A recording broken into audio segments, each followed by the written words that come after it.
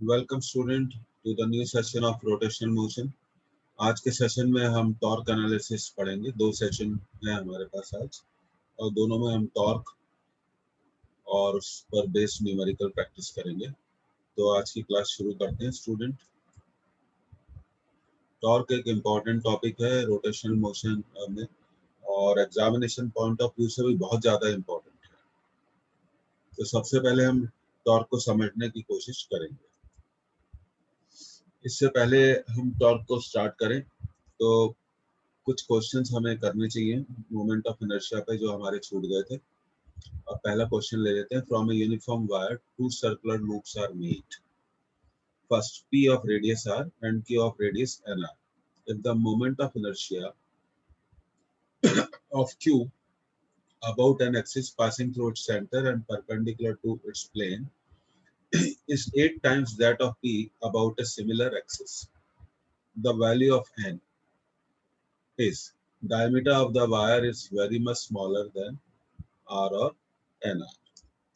तो चलिए ये आप इसे नोट कर लीजिए, फिर हम इसे सॉल्व करते हैं।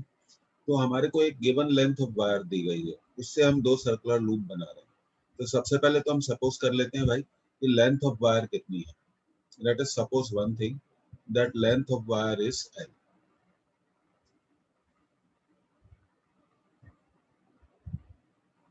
ठीक है, तो लेंथ ऑफ वायर हमने कितनी सपोज कर ली, l। अब इससे हम दो लूप बना रहे हैं। पहला लूप हम बना रहे हैं p।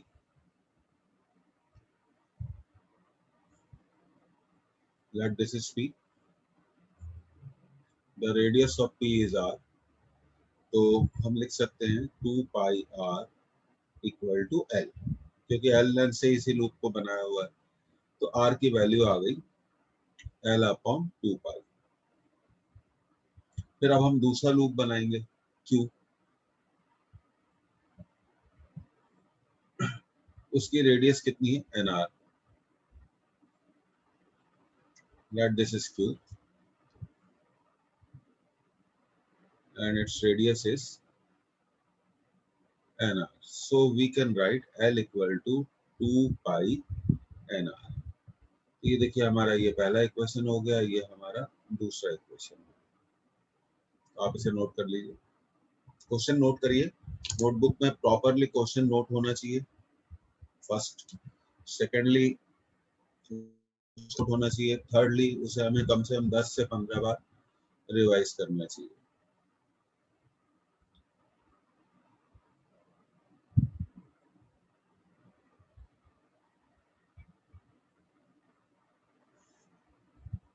तो ये दो इक्वेशंस तो हमारे आ गए स्टूडेंट। अब दोनों इक्वेशन से हम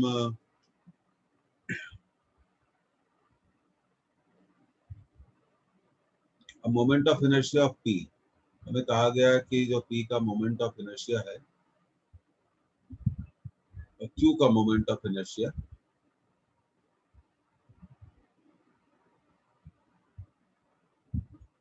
8 times of that of p। तो मोमेंट ऑफ इनर्शिया होगा m r square by m r square, क्योंकि लूप है। एक लूप को हम सर्कुलर रिंग बोल सकते हैं। एक मास सेम ही होगा क्योंकि एक ही वायर से हमने उसे बनाया हुआ है। तो ये n स्क्वायर r स्क्वायर, क्योंकि उसकी रेडियस है n स्क्वायर। अब देखिए हमने m से m को क्या कर दिया, कैंसिल कर दिया। We are not getting the answer of this question. There is some problem.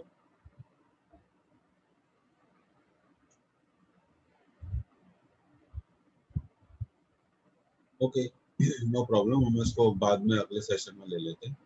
तो अगला क्वेश्चन करते हैं, इसको आप अच्छे से नोट करिए। A circular disc is to be made by using iron and aluminum so that it acquired maximum moment of inertia about geometrical axis. अब देखिए इसमें एक मटेरियल यूज किया हुआ है एल्यूमिनियम और दूसरा मटेरियल यूज किया हुआ है आयरन। हम जानते हैं कि आयरन की डेंसिटी एल्यूमिनियम से ज्यादा होती है। तो डेंसिटी का मीनिंग क्या है, मास पर यूनिट वॉल्यूम। तो हम चाहेंगे कि जो आयरन है that should be on the outer portion, outer portion में उसकी आउटर पोर्शन में हो, और इनर पोर्शन में लाइट मटेरियल हो, क्योंकि आउटर पोर्शन में अगर आयरन होगा तो heavy mass will be eight outer portion. जब हैवी मास आउटर पोर्शन में होगा तो मोमेंट ऑफ इनर्शिया ज्यादा होगा। इसका करेक्ट आंसर है स्टूडेंट फोर्थ। इंपॉर्टेंट क्वेश्चन है, आप इसे नोट कर लीजिए।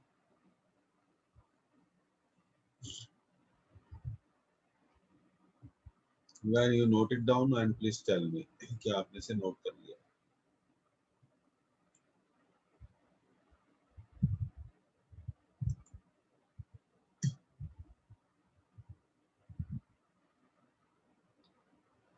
क्योंकि जितना ज्यादा हम एक्सिस ऑफ रोटेशन से दूर जाएंगे तो मोमेंट ऑफ इनर्शिया होता है मास इनटू डिस्टेंस स्क्वायर, तो मोमेंट ऑफ इनर्शिया ज्यादा होगा। तो हैवी मटेरियल की कोटिंग आउटर साइड होनी चाहिए और लाइट मटेरियल क्या होना चाहिए, अंदर की तरफ होना चाहिए।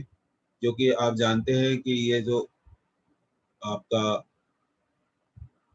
डिस्क है इसका मोमेंट ऑफ इनर्शिया होगा I equal to M R square. तो आउटर साइड में हैवी मटेरियल होगा तो आउटर साइड का डिस्टेंस क्या होता है, ज्यादा होता है। तो ये इसका कंसेप्ट है। डायग्राम बनाने की जरूरत नहीं है, सिर्फ समझाने के लिए आपको इसे बता दिया। तो ये आयरन कोटिंग क्या होनी चाहिए, आउटर साइड में होनी चाहिए। Okay, we are moving to the next. बहुत इंपॉर्टेंट है, अगर आप चारों ऑप्शन नहीं लिख सकते हैं तो आप क्वेश्चन लिख लीजिए और उसका करेक्ट आंसर नोट कर लीजिए। ऐसा भी हम कर सकते हैं। Are you done with it?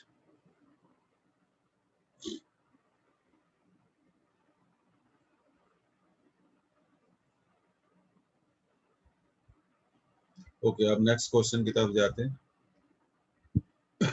In the rectangular lamina shown in the figure AB equal to BC by 2, ठीक है। AB equal to BC by 2, तो हम एक काम कर सकते हैं, BC को हम L ले सकते हैं, तो AB की वैल्यू हो जाएगी L बाय 2। ये तो पहली चीज होगी। The moment of inertia of lamina is minimum along the axis. किस एक्सिस के अबाउट मिनिमम होगा इस लैमिना का मोमेंट ऑफ इनर्शिया? डेफिनेटली उस एक्सिस के अबाउट होगा जो, अब देखिए, जो सेंटर के ज्यादा पास होगा। जब एक्सिस सेंटर के पास होता है, जब एक्सिस सेंटर के पास होता है तो moment of inertia definitely I equal to IC plus MD square. हम जानते हैं I इक्वल टू क्या होता है, IC प्लस MD स्क्वायर। तो यहाँ इंपॉर्टेंट बात है कि डिस्टेंस जितना कम होगा उतना ही मोमेंट ऑफ इनर्शिया क्या होगा, कम होगा। तो पहला आंसर है AB। AB तो L बाय 2 डिस्टेंस पर है यहाँ से। BC, BC कितने डिस्टेंस पर है, L बाय 4 पर है। और EG, EG कितने डिस्टेंस पे, वो सेंटर से ही पास होता है। तो moment of inertia of EG about EG, तो हम लिख सकते हैं EG वो एक्सिस है जो सेंटर से पास होता है और किस पे परपेंडिकुलर है, L पर। तो ये होगा ML square by 12। FH centre से पास होता है और परपेंडिकुलर किस पे है, L बाय 2 पे। तो M इंटू L बाय 2 का स्क्वायर हो जाएगा यहाँ पे, डिवाइडेड बाय 12। तो I equal to FH will be ML square upon 48। तो AB और BC सेंट्रल एक्सिस नहीं है, AB और BC सेंट्रल एक्सिस नहीं है, इसलिए उनके अबाउट मोमेंट ऑफ इनर्शिया ज्यादा ही होगा। तो हम टिक कर सकते हैं स्टूडेंट पर, स्टूडेंट इस ऑप्शन पे हम टिक कर सकते हैं FH। ये आपके नीट एग्जामिनेशन का क्वेश्चन है, ये प्रीवियस ईयर से हमने ऐसे लिया है।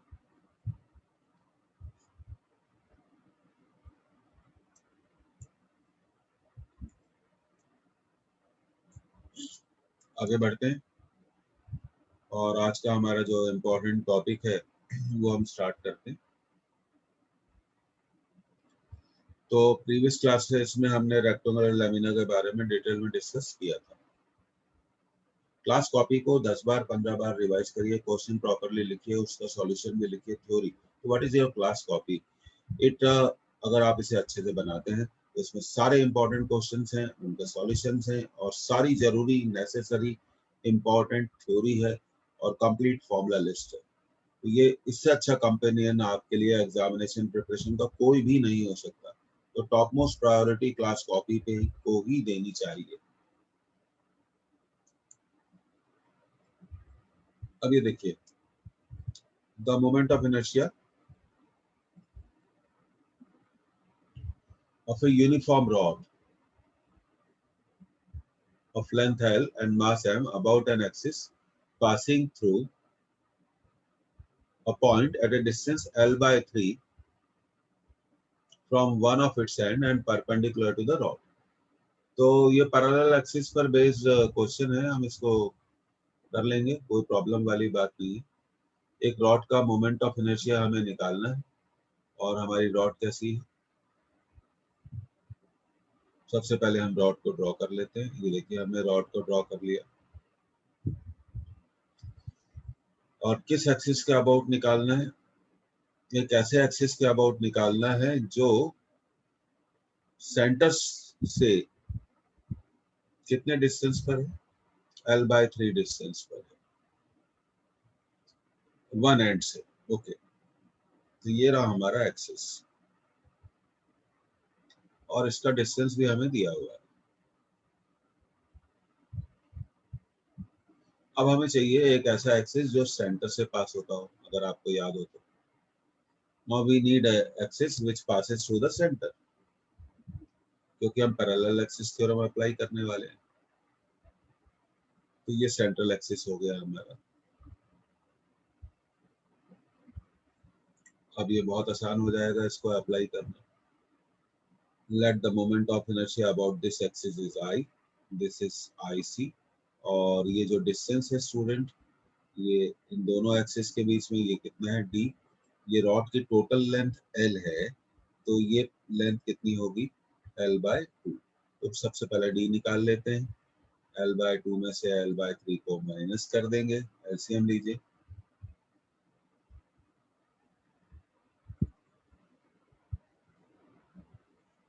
6, 3L minus 12.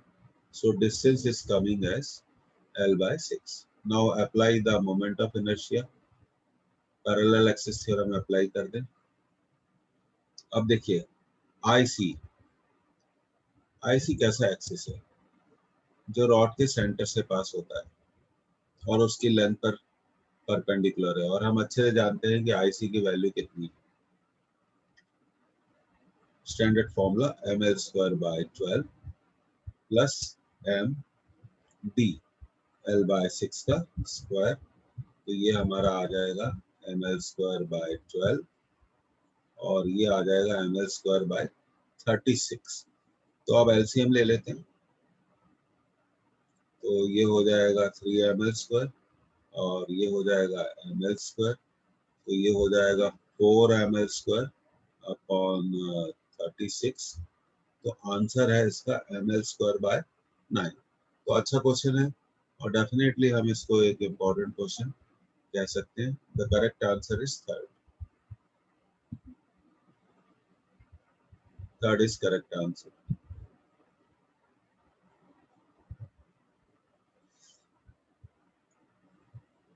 ये आपको समझ में आ जाना चाहिए। तो पैरेलल एक्सिस थ्योरम की एप्लीकेशन बिल्कुल क्लियर होनी चाहिए।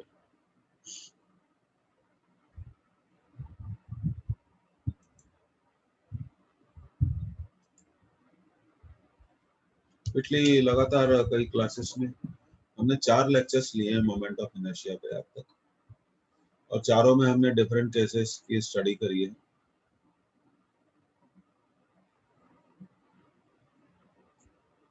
Okay, let's move to the next question.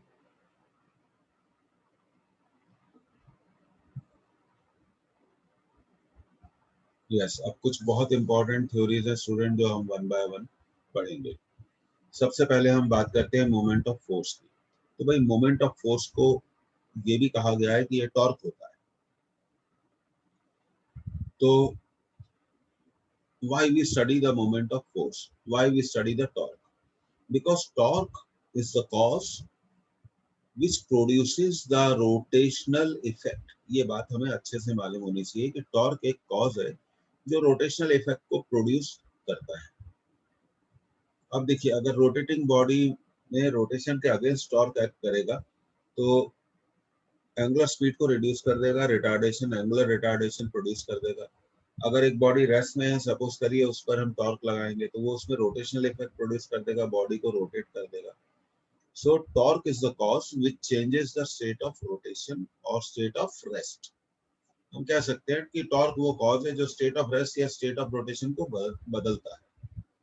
अब टर्निंग इफेक्ट या रोटेटिंग इफेक्ट कह सकते हैं अबाउट ए फिक्स पॉइंट, उसको नोट करते चलिए। अब देखिए, हम बात करेंगे टॉर्क के मैग्नीट्यूड की। तो सबसे पहली चीज, कि टॉर्क को हम कैलकुलेट करते हैं आर क्रॉस एफ से। अब देखिए, ये जो फोर्स आपको इस फिगर में दिखाया गया है, सबसे पहले हम इसको समझने की कोशिश करेंगे।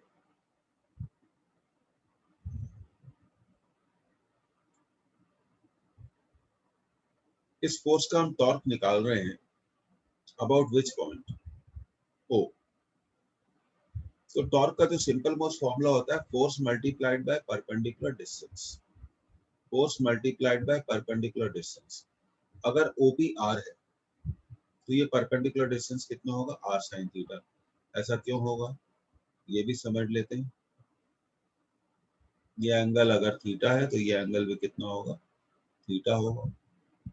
और फिर हमने कुछ नहीं किया, साइन थीटा अप्लाई कर दिया, और ये मान लीजिए ये ओपी है तो ये मान लीजिए क्यू है। तो साइन थीटा कैसे आया, डायग्राम देखो, परपेंडिकुलर अपॉन हाइपोटेनस।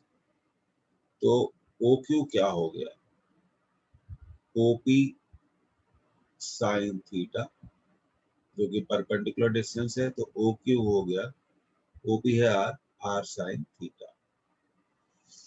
तो जब फोर्स को, अब इस फोर्स का हम टॉर्क निकाल रहे हैं अबाउट विच पॉइंट, ओ। तो हमें देखना पड़ेगा कि ओ से कितने परपेंडिकुलर डिस्टेंस पर ये फोर्स का लाइन ऑफ एक्शन है। आप टॉर्क निकाल रहे हैं अबाउट विच पॉइंट, ओ। तो आप हमेशा देखिए कि ओ से फोर्स की लाइन ऑफ एक्शन का, फोर्स की लाइन ऑफ एक्शन का कितना परपेंडिकुलर डिस्टेंस है, तो वो हमने निकाल लिया। तो टॉर्क अब बहुत सिंपल है, tau equal to force into perpendicular distance, F R sine theta. तो इसको हम वेक्टर नोटेशन में लिखते हैं, हमेशा ध्यान रखिए, R cross F. F cross R मत लिखना, आर क्रॉस एफ। अब यहाँ पे एक बहुत इंपॉर्टेंट बात हो रही है साइन कन्वेंशन की। देखिए, टॉर्क पॉजिटिव भी हो सकता है, टॉर्क को हम पॉजिटिव भी कंसीडर कर सकते हैं और नेगेटिव भी कंसीडर कर सकते हैं। कैसे, जो एंटी क्लॉकवाइज रोटेशन प्रोड्यूस करेगा वो पॉजिटिव, ये बहुत इंपॉर्टेंट पॉइंट है, आप लिख लीजिए। जो एंटी क्लॉकवाइज रोटेशन प्रोड्यूस करेगा तो हम उसको क्या लेंगे, पॉजिटिव ही लेंगे।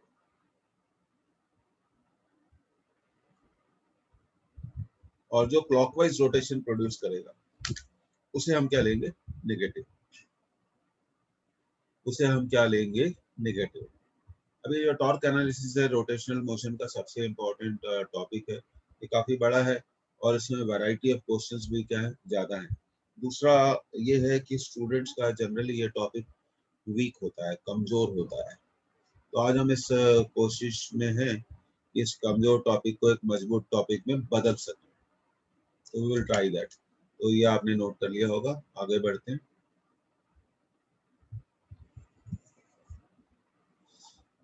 मोमेंट ऑफ कपल, देखिए नाम से बिल्कुल क्लियर है कि कपल का मतलब पेयर ऑफ फोर्सेस।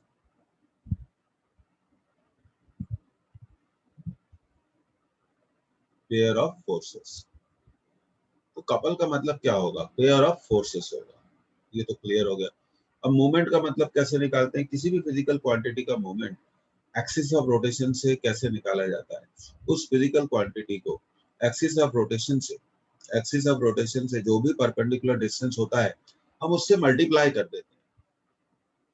तो देखिए, कपल की सबसे पहले डेफिनेशन है, a pair of equal and opposite forces. कैसे फोर्सेस है, इक्वल फोर्सेस है, अपोजिट फोर्सेस है, with different line of action. इसका क्या मतलब है कि ये दो जो इक्वल और अपोजिट फोर्सेस हैं वो एक पॉइंट पर एक्ट नहीं कर रहे हैं, they are acting at different points, इसलिए हमने लिखा है with different line of action is known as couple. अब देखिए सेकंड पॉइंट तो बहुत ज्यादा इंपॉर्टेंट है, a couple produces rotation without translation. तो समझिए ट्रांसलेशन क्या होता है, जब सेंटर ऑफ मास एक स्ट्रेट लाइन में मूव करता है, डिस्प्लेस होता है, जब centre of mass linear motion करता है तो उसे हम बोलते हैं ट्रांसलेशन। किसे ट्रांसलेशन बोलते हैं, जब centre of mass linear motion perform करता है। तो ये कहा गया कि कपल प्रोड्यूसेस रोटेशन, वो रोटेशन प्रोड्यूस करता है, वो सेंटर ऑफ मास को डिस्प्लेस नहीं करता। देखिए कितनी इंपॉर्टेंट बात है, इसका मतलब है वो सेंटर ऑफ मास को डिस्प्लेस नहीं करेगा। अगला point, if an object is not on pivot, pivot मतलब ये देखिए pivoted, fixed, hinged, unconstrained, a couple causes the object to rotate about its center of mass। ये तीनों पॉइंट्स बहुत इंपॉर्टेंट है, आप इसे नोट कर लीजिए। अगली स्लाइड में हम इसके बारे में और भी बात करेंगे कि कपल मोमेंट ऑफ कपल को कैसे कैलकुलेट किया जाता है, मोमेंट ऑफ कपल को कैसे कैलकुलेट किया जाता है, इस बारे में भी बिल्कुल बात करेंगे।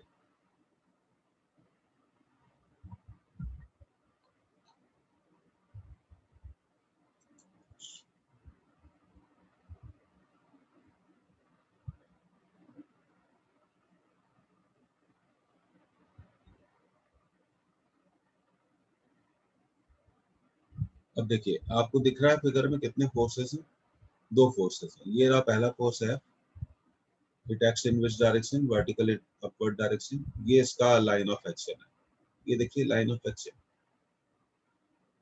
और ये रहा दूसरा फोर्स, ये डाउनवर्ड डायरेक्शन में एक्ट कर रहा है, ये इसका लाइन ऑफ एक्शन है। इसका मतलब दोनों फोर्सेस एक ही पॉइंट पर एक्ट नहीं करते, नंबर वन।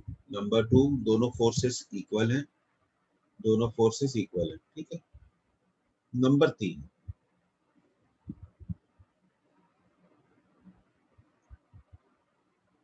दोनों फोर्सेस अपोजिट है,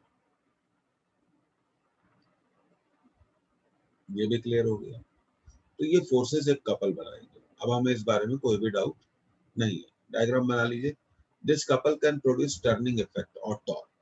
देखिए टर्निंग इफेक्ट को हम क्या बोलते हैं, टॉर्क। लिखिए अच्छे से, on the body, moment of couple is a measure of turning effect, measure of turning effect, measure of turning effect। Class को टाइम पर ज्वाइन करिए, ये बहुत ज्यादा जरूरी है। और जो लोग अभी लेट आ रहे हैं उन्होंने बहुत सारी चीजें स्लिप कर दी। हम स्लाइड नंबर 11 पर, 10 स्लाइड्स आप मिस कर चुके हैं। मेक ए हैबिट, अगर आपको पास होना है तो क्लास को बिल्कुल रेगुलरली ज्वाइन करें, टाइम पर ज्वाइन करें और क्लास कॉपी को बहुत मजबूत करें। तो ये जो कपल है, सबसे पहले आप देखिए डी क्या है, D is the perpendicular distance between these two forces. अब इस कपल का हमें मोमेंट अगर निकालना है तो हम किसी भी एक फोर्स की वैल्यू ले लेंगे एफ और परपेंडिकुलर डिस्टेंस से मल्टीप्लाई कर देंगे। तो टॉर्क, मोमेंट ऑफ कपल को ही क्या बोलते हैं, टॉर्क।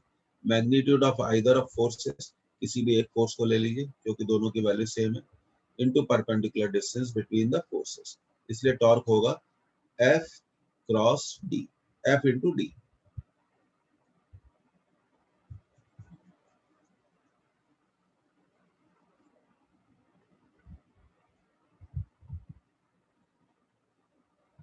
तो टॉर्क को हम क्या बोलते हैं, मोमेंट ऑफ कपल भी बोलते हैं,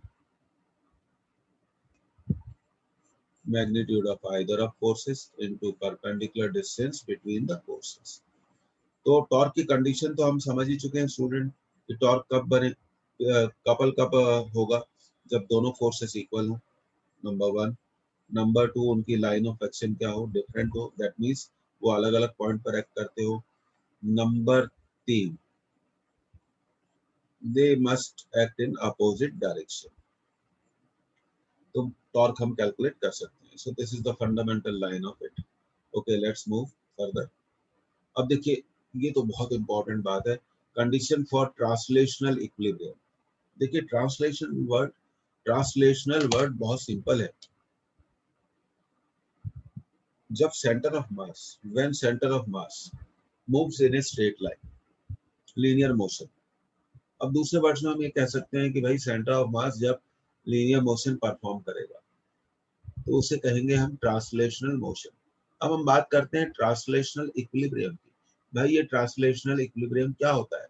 मान लीजिए एक बॉडी ट्रांसलेशनल इक्विलिब्रियम में है और उस पर बहुत सारे forces F1, F2 dash dash dash Fn act कर रहे हैं। तो अगर इन सभी फोर्सेस का if the vector addition of all these forces is zero, मान लीजिए बॉडी पे बहुत सारे फोर्स एक्ट कर रहे हैं और उन सभी फोर्सेस का वेक्टर एडिशन अगर जीरो हो तो हम कहेंगे yes body is in translational equilibrium. ये कंसेप्ट है ट्रांसलेशनल इक्विलिब्रियम। टोटल फोर्सेस, बात तो बिल्कुल सही है, टोटल फोर्सेस की बात कर रहे हैं।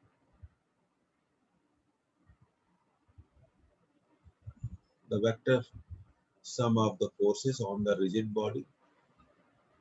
रिजिड बॉडी का सेंटर ऑफ मास चेंज नहीं होता है बाय अप्लाइंग फोर्स और टॉर्क, यही मतलब है रिजिड बॉडी का। यहाँ पे हमने लिखा है the total force on the body is zero, then total linear momentum of body does not changes with time, P is constant। तो ट्रांसलेशनल इक्विलिब्रियम बहुत क्लियर होना चाहिए। उसके बाद बात करते हैं रोटेशनल इक्विलिब्रियम। अब रोटेशनल इक्विलिब्रियम को डिसाइड करने के लिए हम टॉर्क से डिसाइड करेंगे। अगर बॉडी पे बहुत सारे टॉर्क लग रहे हैं और उन सभी टॉर्क का वेक्टर सम, उन सभी टॉर्क का वेक्टर सम जीरो है, इसको अच्छे से लिख लीजिए। तो हम कहेंगे बॉडी एक रोटेशनल इक्विलिब्रियम में है। किसमें है? रोटेशनल इक्विलिब्रियम में। ये बहुत इंपॉर्टेंट बात है स्टूडेंट।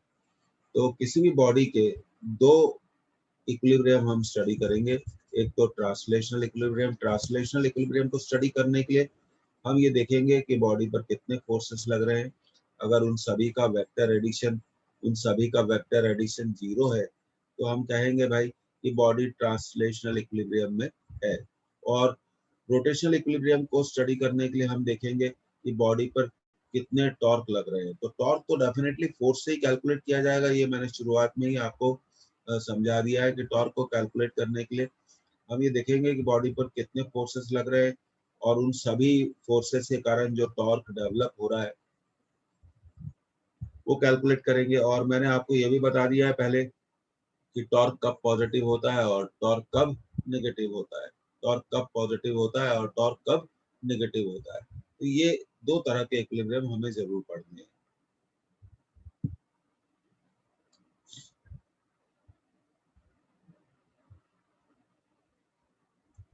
अब देखिए कुछ क्वेश्चंस कर लेते हैं।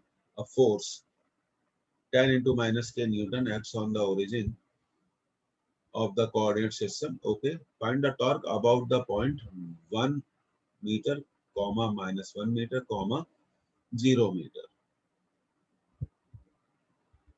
तो देखिए टॉर्क तो बहुत सिंपल है, यहाँ पर R क्रॉस F। अब R कैसे निकाला जाता है? देखिए टॉर्क ओरिजिन से निकालना है हमें, तो O इज 0, 0, 0।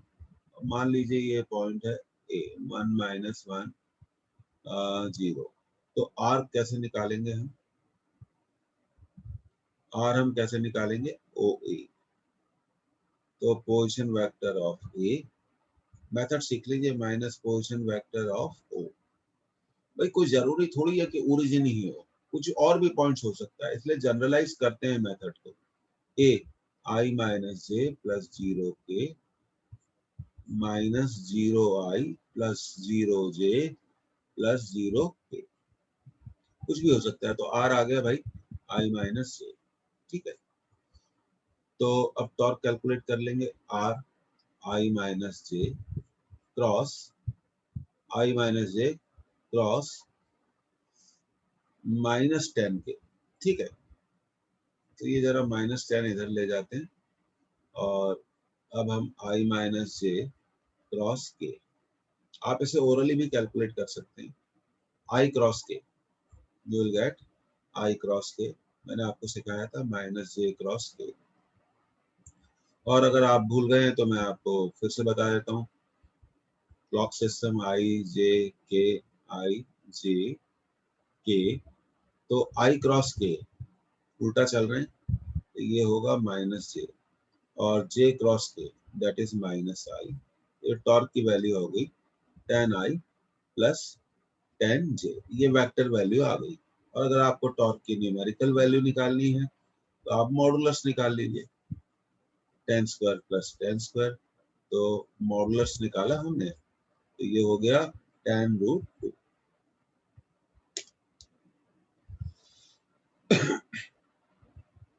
तो काम की बात तो ये है कि भाई अगर क्वेश्चन प्रैक्टिस नहीं करेंगे तो फिर कैसे ये सब चीजें हो पाएंगी, मुश्किल है। Please join the class on time, और अगर आप टाइम पे नहीं आएंगे तो मैं फिर एंट्री नहीं होगा। क्लास को बिल्कुल टाइम पे ज्वाइन करिए, और मैं आपसे कई बार बोल चुका हूँ कि क्लास कॉपी बनाइए, क्लास कॉपी में क्वेश्चंस को लिखिए, क्लास कॉपी में उसके सॉल्यूशन को लिखिए, और कम से कम 10-15 बार उस क्लास कॉपी को रिवाइज करें। अगर 15 बार नहीं कर सकते तो 2 बार रिवाइज करने के बाद वर्कशीट करें और टेस्ट सॉल्व करें, तब बनेगा। बिना क्लास कॉपी को रिवाइज करें उसको नहीं करें। Okay, so the answer is ten root two. ये बड़ा ध्यान रखो इसको, relationship between torque and moment of inertia. अब देखिए बहुत सिंपल रिलेशनशिप है। टॉर्क को हम लिख सकते हैं आर एफ, फोर्स को हमने लिखा, बहुत ओरल मैं आपको बता रहा हूँ, मास इनटू एक्सेलरेशन। ए आपका कैसा एक्सेलरेशन है, लीनियर एक्सेलरेशन, तो मैं ए को लिख सकता हूँ आर अल्फा। तो अल्फा कैसा एक्सेलरेशन है, एंगुलर एक्सेलरेशन। तो टाउ हो गया आर एम आर अल्फा, तो टॉर्क हो गया एम आर स्क्वायर अल्फा। और आप जानते हैं एम आर स्क्वायर को हम क्या लिख सकते हैं, what we can write for M R square, moment of inertia. तो torque equal to I into alpha. तो थोड़ा वर्ड्स में भी लिख ले, torque equal to moment of inertia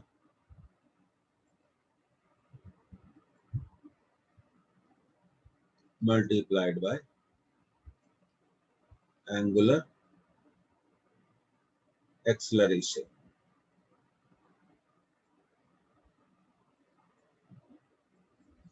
moment of inertia multiplied by angular acceleration.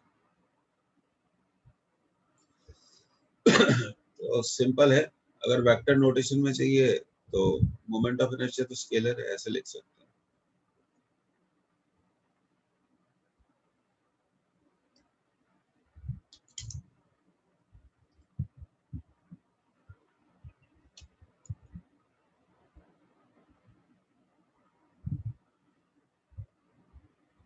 Okay, तो words में आना चाहिए। अब देखिए, अब ये कुछ बहुत जोरदार किस्म के क्वेश्चंस हैं। अब यहाँ पे हमें टॉर्क का, तो देखिए सबसे पहले मैं आपको ये बताना चाहता हूँ, पहले थोड़ा समझ लीजिए। हमें इन सभी फोर्सेस का टॉर्क निकालना है। तो भाई टॉर्क निकालना है तो about which point, about point O. Torque किस पॉइंट के अबाउट निकालना है, पॉइंट ओ के अबाउट निकालना है। तो अगर हमें सभी फोर्सेस का टॉर्क निकालना है तो लिख लेते हैं, we need to find the torque about point O. तो सभी फोर्सेस का हमें पॉइंट ओ से परपेंडिकुलर डिस्टेंस देखना पड़ेगा। अब torque due to F1 zero, क्यों, क्योंकि वो F1 है, वो इसी पॉइंट से क्या हो रहा है, देखिए पास हो रहा है, उसका लाइन ऑफ एक्शन O से ही पास हो रही है। तो O से उसका परपेंडिकुलर डिस्टेंस कितना हो गया, जीरो हो गया। इसलिए हम कहेंगे कि भाई F1 का टॉर्क जीरो है। अब देखिए next, torque due to F5 is also zero. क्यों जीरो भाई, ये भी समझ लो, बहुत सिंपल सा पॉइंट है।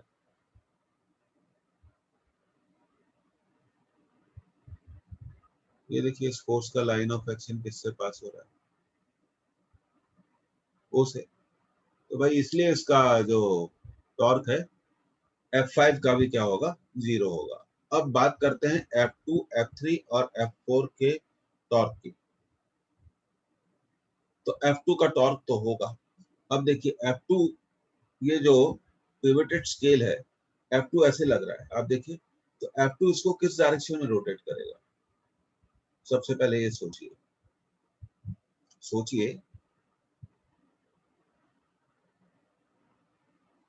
पिवटेड है, ऐसे F2 लग रहा है। तो मैं अपने लिए देख रहा हूँ, मुझे लगता है ये एंटी क्लॉकवाइज डायरेक्शन में रोटेट करेगा। तो मैं लिखूंगा, अब देखिए मैं मान लूंगा कि ये डिस्टेंस कितना है, मान लूंगा, कुछ भी मान सकते हैं, लेट इट इज R1। तो torque due to F2 will be F2 into R1, और ये पॉजिटिव है। क्यों पॉजिटिव है, मैंने आपको बता दिया।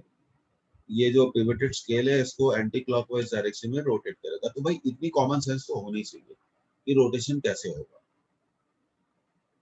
अब बात करते हैं F3 की। अब ये मान लेते हैं कि F3 भाई कितने डिस्टेंस पे है, मान लेते हैं। और एक्चुअल जब केस स्टडी आएगी एग्जामिनेशन में तो डिस्टेंस वैल्यू दी जाएगी और फोर्स भी दिया जाएगा। मान लीजिए R2 है, तो अब F2 कैसे रोटेट करेगा, इस तरह। क्योंकि हम और आप एक दूसरे के अपोजिट बैठे हैं, तो मैं अपने लिए कैलकुलेट करके बता रहा हूँ। मैं जब इसे कैलकुलेट करूंगा तो F3 ऐसे लगेगा। तो मेरे हिसाब से ये क्लॉकवाइज रोटेट करेगा, तो मुझे तो लिखना चाहिए torque due to F3, distance कितना, R2 माइनस F3 R2। तो जिस पॉइंट के अबाउट भी टॉर्क निकाला जाता है उस पॉइंट से फोर्स की परपेंडिकुलर डिस्टेंस ली जाती है, पॉइंट नंबर 1। और दूसरी बात बहुत इंपॉर्टेंट है, हमें ये देखना पड़ेगा कि वो फोर्स कैसा रोटेशनल इफेक्ट प्रोड्यूस कर रहा है। अगर वो एंटी क्लॉकवाइज प्रोड्यूस कर रहा है तो पॉजिटिव लेंगे, ये हमने पिछले स्लाइड्स में आपको बताया। और अगर क्लॉकवाइज प्रोड्यूस करेगा तो हम क्या लेंगे, नेगेटिव लेंगे। अब हम बात करते हैं F4 की। तो सबसे पहले तो ये थोड़ा मान लेते हैं भाई, F4 का डिस्टेंस है R3, चलिए मान लेते हैं।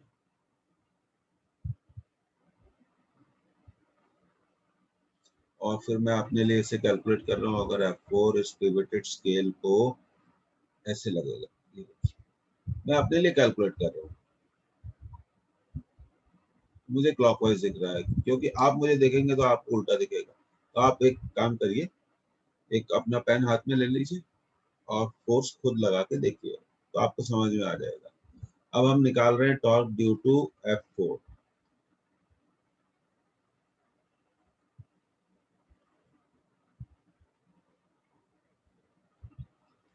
माइनस F4 और O से उसका परपेंडिकुलर डिस्टेंस कितना है, R3। तो F1 और F5 टॉर्क प्रोड्यूस नहीं करेंगे, F2, F3 और F4 टॉर्क प्रोड्यूस करेंगे। F2 टॉर्क प्रोड्यूस करेगा एंटी क्लॉकवाइज डायरेक्शन में, इसलिए वो पॉजिटिव है। F3 और F4 टॉर्क प्रोड्यूस करेंगे क्लॉकवाइज डायरेक्शन में, इसलिए वो निगेटिव है। अब देखो, अगर आपको नेट टॉर्क भी निकालना है निकाल सकते हैं, क्योंकि हमने साइन स्कीम तो बनाई। तो plus F2R1 minus F3R2 minus F4R3। तो ये बहुत जरूरी है कि torque anti clockwise force anti clockwise rotational effect produce करेगा कि क्लॉकवाइज रोटेशनल इफेक्ट प्रोड्यूस करेगा। आपको समझ में आई ये बात, कितने लोगों को दिमाग में ये बात समझ में आई? नो आंसर, क्योंकि हम क्या है, बाय बर्थ बोलना नहीं चाहते हैं, घूम गए हैं। बोलना चाहिए, स्टूडेंट को पार्टिसिपेट करना चाहिए, बात करनी चाहिए, खुल के बात करनी चाहिए।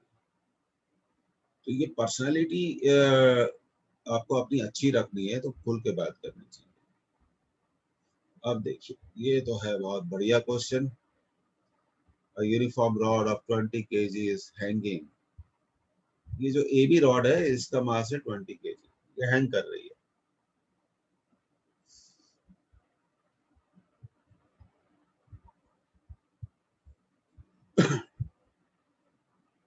With the help of two threads.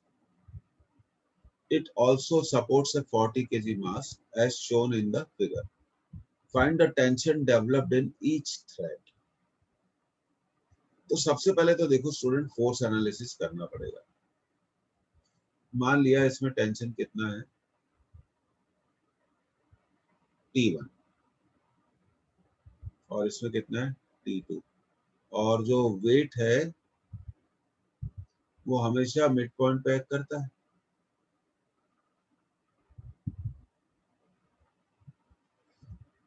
Twenty के जी, 20 जी को 10 ले लेते हैं, 200 न्यूटन.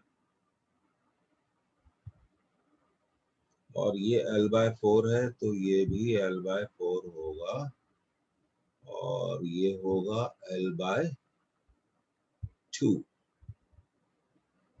अच्छा, 40 kg का वेट,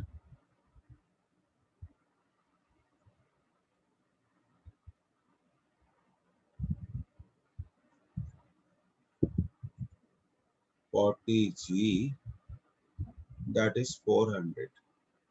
ऑब्वियसली ये जो रॉड है ये इक्विलिब्रियम में है, इसमें कोई डाउट नहीं है. ट्रांसलेशनल इक्विलिब्रियम में भी है, ये मूव नहीं कर रही, रेस्ट पे है, रोटेट भी नहीं कर रही क्योंकि बंधी हुई है. तो दोनों इक्विलिब्रियम है इसमें. अब हम क्या करेंगे, सबसे पहले ट्रांसलेशनल इक्विलिब्रियम लगाएंगे. सीखिए, फोर्सेस को बैलेंस करेंगे. अब आप देखिए अपवर्ड फोर्सेस कौन से हैं, T1 plus T2, they will balance 400 plus 200. तो देखिए T1 प्लस T2 का तो इक्वेशन बन गया 600.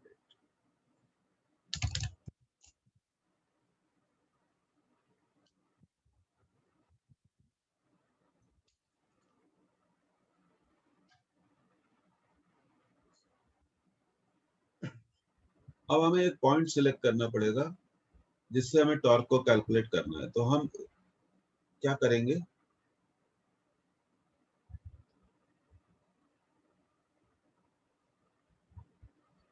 Torque about the point A निकालेंगे. तो T1 के कारण तो टॉर्क 0 है क्योंकि वो ए से पास होता है. कोई भी एक पॉइंट सिलेक्ट कर लीजिए. अब देखिए, सब अब हम बात करेंगे 400 की, ये यहाँ लग रहा है. तो अगर हम उसका ए से टॉर्क कैलकुलेट करेंगे तो टॉर्क की नेचर कैसी होगी, ये देखिए. मैं खुद के लिए कैलकुलेट कर रहा हूँ, तो मुझे लगता है क्लॉकवाइज. तो 400 का टॉर्क होगा -400 इंटू L/4, क्योंकि 400 का ए से डिस्टेंस कितना है परपेंडिकुलर, L/4. अब मैं आता हूँ 200 पे. तो 200, जब मैं 200 कंसीडर करता हूँ तो बाकी फोर्सेस मुझे नहीं दिखते, सिर्फ 200 ही दिखता है. मैं अपने लिए कैलकुलेट कर रहा हूँ माइनस, क्योंकि क्लॉकवाइज दिखता है मेरे को. और 200 की ए से डिस्टेंस कितनी है, अगर ये समझ में नहीं आती तो भाई समझा देते हैं. और ये मिड पॉइंट है रॉड का, मिड पॉइंट पे तो पूरा वेट एक्ट करता है. तो ये हो गया 200 इंटू L/2. अब बचा T2 का. अब T2 कैसा रोटेशनल इफेक्ट प्रोड्यूस करेगा, ऐसे लग रहा है. मैं खुद के लिए सॉल्व कर रहा हूँ. रोटेशन सपोज करूंगा अबाउट हो, मुझे तो भाई एंटी क्लॉकवाइज दिखता है, तो इसलिए मैं इसमें प्लस साइन लिखूंगा. और T2 की ए से डिस्टेंस तो हो जाएगी L.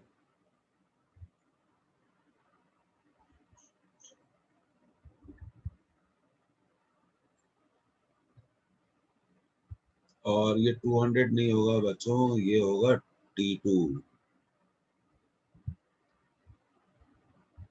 अब एक काम करते हैं, T2L निगेटिव टर्म्स को राइट में ट्रांसफर कर देते हैं, 400 इंटू L/4 प्लस 200 इंटू, सीखना पड़ेगा, अगर नहीं सीखे तो फिर क्वेश्चन नहीं बनेंगे। तो T2 आ गया 400/4 कितना होगा 100, और 200/2 कितना होगा 100, तो T2 आ गया 200 न्यूटन। फिर क्या करना है, बहुत सिंपल है, T2 को हम ये फर्स्ट इक्वेशन में रख देंगे।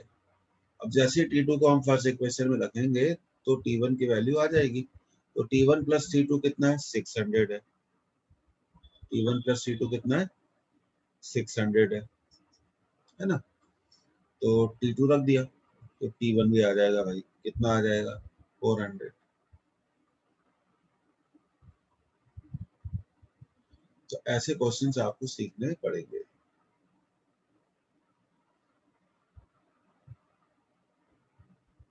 Summation of all the torque must be equal to 0।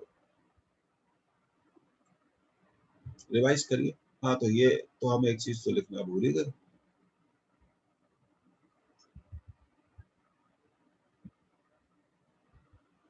revise your copy at the most number of times, then solve the question। सारे अधिकतर जो कंसेप्ट्स हैं वो मैं अपने लेक्चर में ऑलरेडी कवर कर ही लेता हूँ।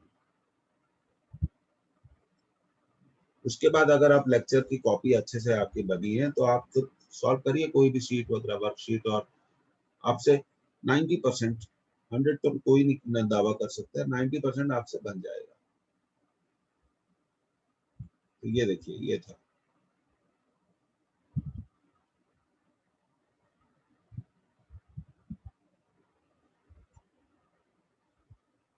ओके, मोस्ट इम्पोर्टेंट, तो भाई इस पे तो थोड़ा रिवीजन पॉइंट मारना पड़ेगा।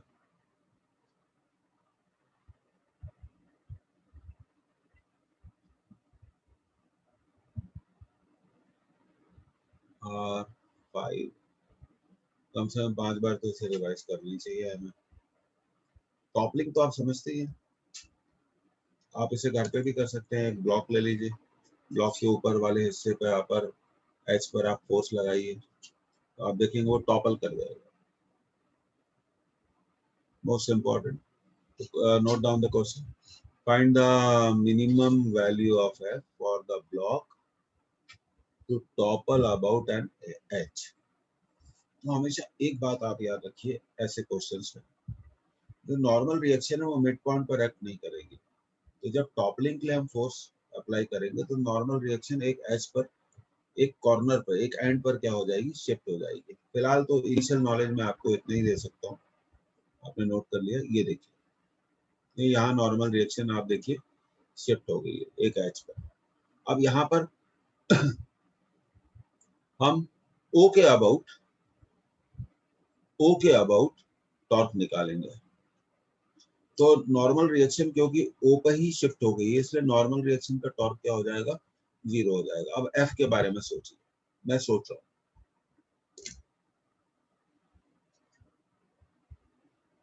तो मुझे लगता है कि एफ क्लॉकवाइज डायरेक्शन में इस ब्लॉक को रोटेट करना चाहता है। अगर ये ब्लॉक क्लॉकवाइज डायरेक्शन में रोटेट हो गया तो क्या हो जाएगा, ये टॉपर डाउन हो जाएगा। अच्छा, वेट के बारे में सोच रहे हो, वेट क्या करता है, कैसे रोटेट प्रोड्यूस करेगा, कैसे रोटेशन प्रोड्यूस करेगा। तो फोर्स तो प्रोड्यूस करेगा, आप देखिए खुद सोचिए, फोर्स प्रोड्यूस करेगा क्लॉकवाइज रोटेशन, तो टॉपल हो जाएगा।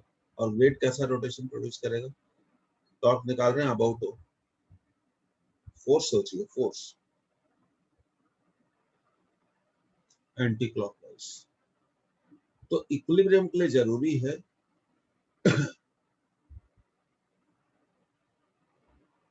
कंसेप्ट कि दोनों टॉर्क एक दूसरे को बैलेंस करें। इक्विलिब्रियम के लिए जरूरी है कि रिजल्टेंट टॉर्क इज 0। तो भाई सबसे पहले एफ का टॉर्क हमने बता ही दिया, क्लॉकवाइज है तो उसे माइनस लेंगे, और एफ की एफ की डिस्टेंस कितनी है ओ से, एफ की ओ से परपेंडिकुलर डिस्टेंस कितनी है बी, तो ये बी ले लेंगे। अब दूसरे टॉर्क के बारे में बात करते हैं, वेट के टॉर्क के बारे में। वेट एंटी क्लॉकवाइज इसलिए प्लस एम जी। अब इस वेट की ओ से डिस्टेंस कितनी है, a by two equal to 0, तो m g a by two equal to F into b. ठीक है, एफ क्या होगा, एम जी ए अपॉन 2b, यही हमारा आंसर है। हाँ, ये तो मैं बताना भूल ही गया।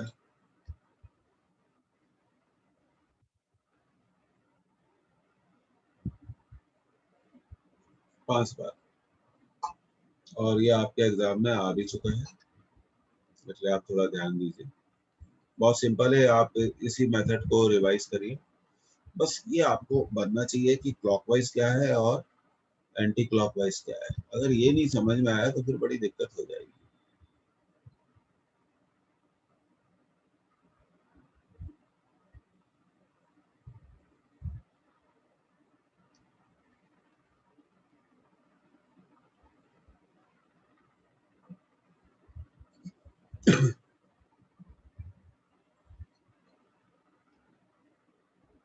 आगे बढ़ते हैं students. Yes, so this particular question came in 2015 NEET, और ये बुक्स में नहीं मिला है। एक्चुअली 2015 में नीट वाज कंडक्टेड ट्वाइस, एक बार पेपर आउट हो गया था और दूसरी बार हुआ था। तो बहुत सारे शॉर्ट पेपर्स में आपको ये नहीं मिलेगा। तो डायग्राम बना लीजिए, ट्रक है, ट्रक पर बॉक्स रखा हुआ है। तो what will be the value of maximum acceleration of the truck in the forward direction so that block kept on the back does not topple।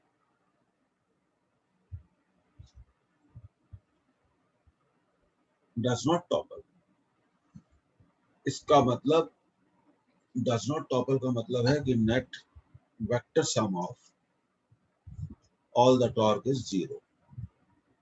Note करते जाइए, कॉपी में सिर्फ सुनते ही मत जाइए, देखते ही मत जाइए, नोट भी करते जाइए, समझने की कोशिश भी करिए। तो सबसे पहले तो आप इस क्वेश्चन का डायग्राम बनाइए। A lazy person cannot be successful person। बाद में देख लेंगे, जो ऐसे सोचता है उसका कभी कुछ नहीं हो सकता, वो कितनी ही कोशिश कर ले तो सक्सेसफुल नहीं हो सकता। सक्सेसफुल बनना है, प्रॉम्प्ट बनिए, you should not be lazy। note down the question. एक सिंपल सा ट्रक बना दिया है मैंने, उस पर एक ब्लॉक रख दिया है। ब्लॉक की हाइट h है, लेंथ a है, और विड्थ आपको दिखाई दे रही है b है। और ये चार आंसर है, ag upon h, hg upon a and ag upon 2h, h upon bg। खैर, we need to find the correct answer. अब आप देखिए यहाँ एम ए, ये जो लग रहा है, एक्चुअली मैं इसको थोड़ा ये बोलना चाहूंगा, एम अल्फा, क्योंकि ये स्यूडो फोर्स है। ये मैं पीछे भी जाना चाहूंगा। तो जब अल्फा एक्सलरेशन से, मान लीजिए इस ब्लॉक का मास कितना है एम, उस पर स्यूडो लगेगा पीछे की तरफ। अब थोड़ा स्यूडो का इफेक्ट समझ लीजिए। तो स्यूडो इसको, ब्लॉक को टॉपल करना चाह रहा है, और स्यूडो कहाँ लगेगा, सेंटर ऑफ मास। उसकी लाइन ऑफ एक्शन कैसी होगी, सेंटर ऑफ मास से पास होगी।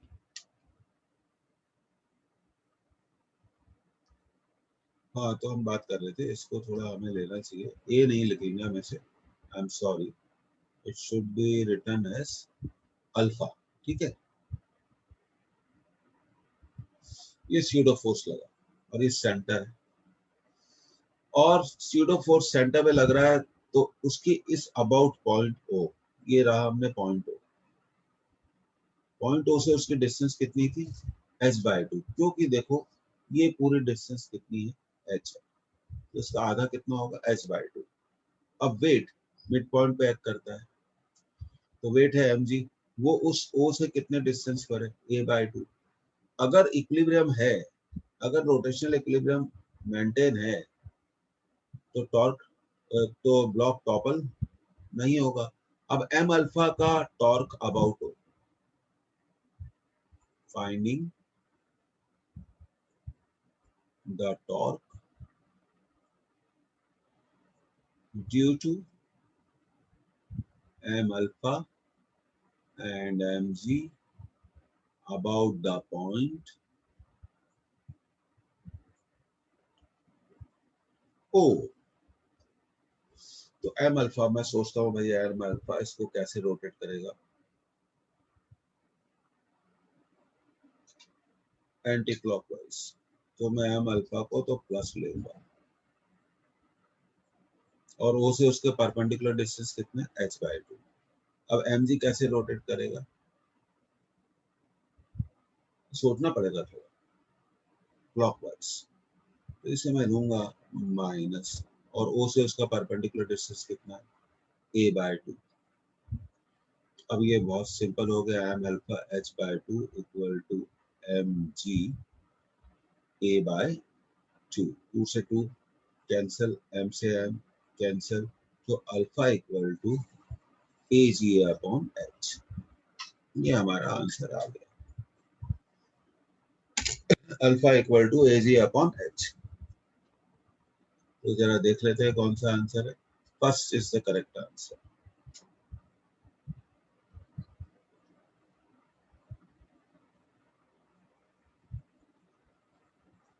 नीट 2015। अगर आप इसे पेपर्स को फाइंड आउट करना चाहेंगे, तो आपको जैसे एलन इंस्टीट्यूट के जो पेपर्स प्रोवाइड करते हैं उसमें मिल जाएगा, आकाश में मिल जाएगा। तो कई जगह पे पेपर्स में अवेलेबल नहीं है, but it is original question came in the NEET 2015। तो ये हमारा आंसर आ गया, alpha equal to AG/h। So we are on the, आप नीचे देखिए, आपको दिख जाएगा, हमेशा आप देख सकते हैं फॉर योर नॉलेज। ये हम कौन सी स्लाइड पर हैं, दिख रहा है आपको, 21 पर है, स्लाइड नंबर 21।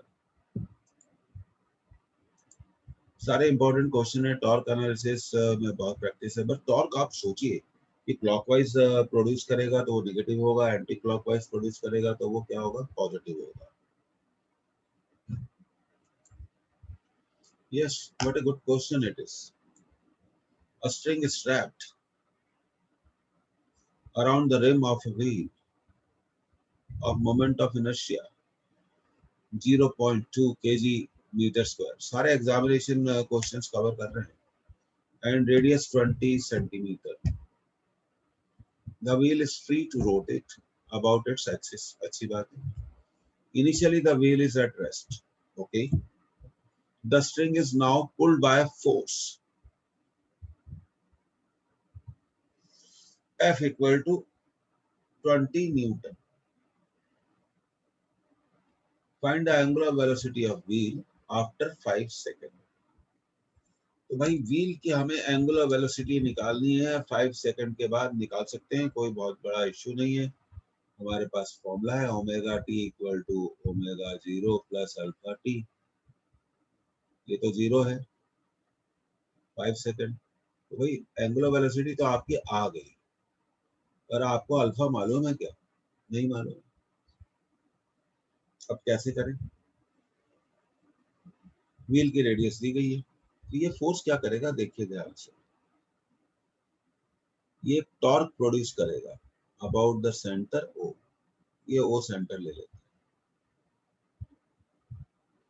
तो क्योंकि फोर्स का परपेंडिकुलर डिस्टेंस ओ से कितना है, आर, तो हम लिखेंगे टॉर्क ड्यू टू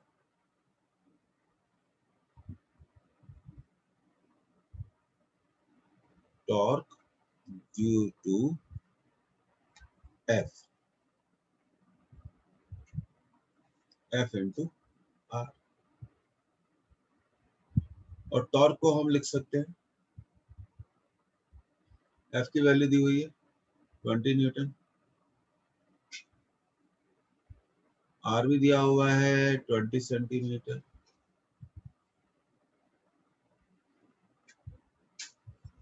तो टॉर्क आ गया 4 न्यूटन मीटर। अब टॉर्क को आप लिख सकते हैं I alpha. Moment of inertia दिया हुआ है 0.2 alpha, so alpha will be 4 upon 0.2, 40 by 2, 20 radian per second square. तो बस अल्फा की यहाँ वैल्यू रख दो तो आपका आंसर तो आ जाएगा।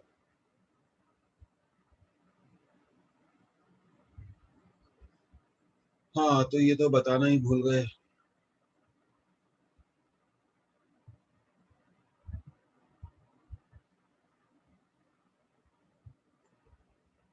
R3 पास होना है तो ये R रूल को फॉलो करना पड़ेगा।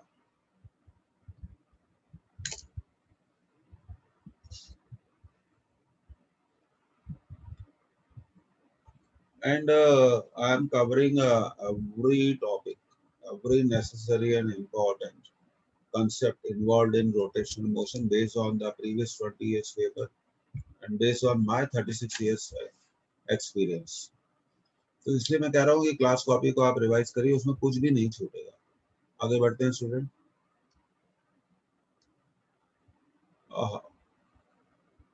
Another good question. A fixed pulley of radius 20 centimeter and moment of inertia 0.32 kg meter square. About its axle has a massless cord. ये cord दिख रही है आपको, wrapped around its rim. A 2 kg mass M is attached to the end of the cord. ठीक है. The pulley can rotate about its axis without any friction. AIPMT Mains 2007. Nowadays it is known as NEAT. The pulley can rotate about its axis without any friction. Find the acceleration of the mass. बहुत ही बढ़िया question है। मास का हमें acceleration निकालना है। अब देखिए मास पे लगने वाले फोर्सेस कौन कौन से हैं। चलिए थोड़ा इसको हम दूसरे कलर से, एक तो टेंशन है और दूसरा वेट है। और सपोज कर लिया कि mass is moving downward with acceleration A, तो सबसे पहले मास के लिए इक्वेशन तो लिख लें। नेट फोर्स वाला mg minus t equal to m a, और भाई जी भी दिया हुआ है 10 और एम दिया हुआ है 2, ये हो गया 2 इंटू 10 माइनस टी 2 इंटू ए।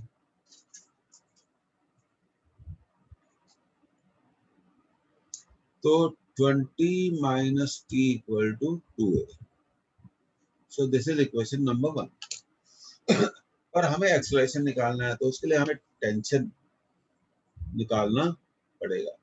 अब ये जो टेंशन है, ये ध्यान से देखिए, ये टॉर्क प्रोड्यूस करता है।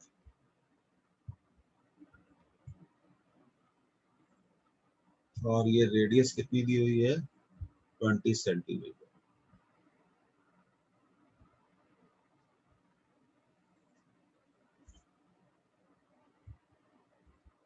और टॉर्क को हम बोल सकते हैं आई अल्फा। तो अब हम दूसरे पार्ट का सॉल्यूशन करते हैं। टॉर्क ड्यू टू टेंशन,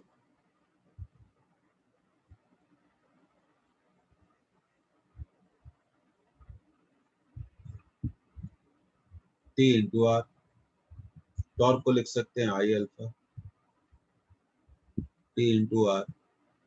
आई दिया हुआ है 0.32, अल्फा को लिख सकते हैं ए बाय आर।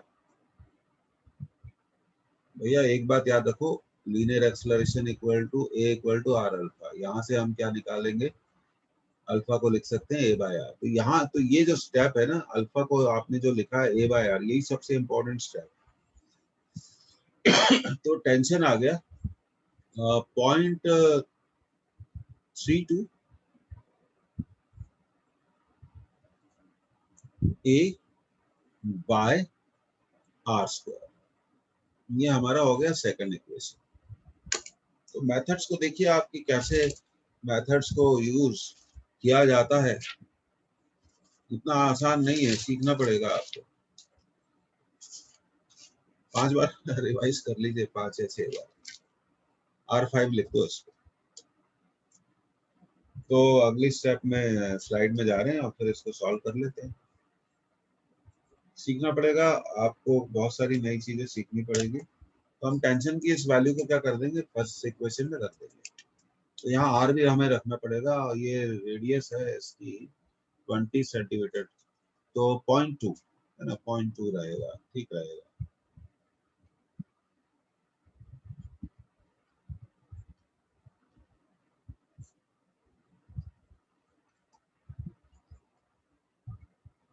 .32 a upon 0.04। ये देखिए डेसिमल को एडजस्ट कर दीजिए, तो टेंशन हो गया 8a। कितना हो गया, 8a। अब आगे हमारा इक्वेशन था 20 माइनस टी इक्वल टू कितना था, 2a। तो टेंशन हो गया 8a 2a, तो 20 इक्वल टू 10a। 0 से 0 कैंसिल कर दो, तो एक्सेलरेशन आ गया 2 metre per second square. I am enjoying the solution of this question. You should also enjoy.